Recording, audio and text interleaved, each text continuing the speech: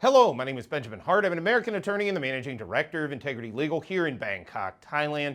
As the title of this video suggests, we're discussing so-called criminal influencers here in Thailand. Let's just jump in. Phuket News, thephuketnews.com article is titled 12 Arrested in Phuket Immigration Sweep, quoting directly, Phuket Immigration have arrested a dozen foreigners found violating the Immigration Act or working illegally in a series of inspections carried out over 2 weeks. I urge those who are watching this video, check out that article in detail because it goes kind of a different direction. I'm going to quote a small excerpt here, quoting directly.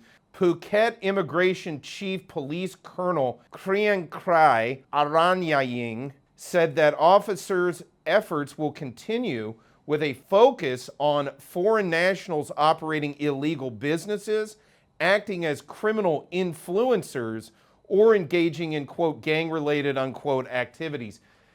I don't know the exact context under which that statement was noted. And again, it's sort of passed on, translated into English, but I sort of attached, I sort of grappled onto, if you will, the kind of like social media aspect to that. People have asked me, what do I think of social media folk being out here? One, I think it's rather silly. A lot of these people who've been here all of virtually no time at all, and they go around making these videos telling everybody how the world works here in Thailand. I think that's kind of silly.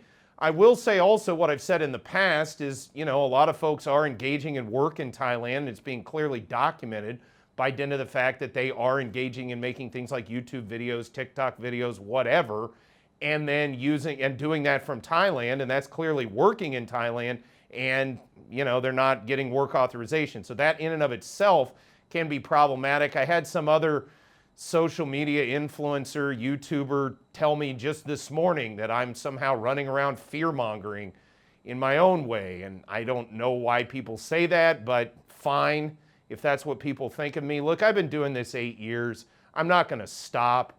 And frankly, I like to think I'm trying to get information out there to people that's useful to them. Y'all called me a fearmonger when I brought up the fact that the income affidavit was in, and I gave you notice of it before it happened. Y'all called me crazy, and you called me all kinds of names out on the street, out in the comments of these videos, and whatever else. I don't know what you want me to do for you at the end of the day. My free information isn't enough.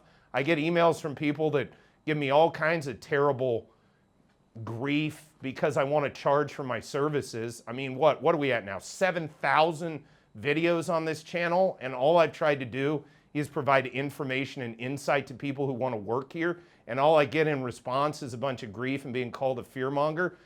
I don't really enjoy that. Meanwhile, people come here, engage in clearly illegal things, do stuff completely outside of work authorization.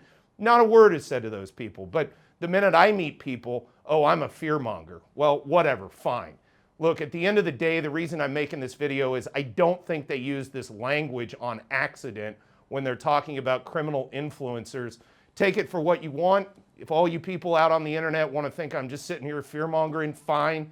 But I think my track record has shown that I've tried to give people at least a heads up to possible problems here in the Kingdom of Thailand.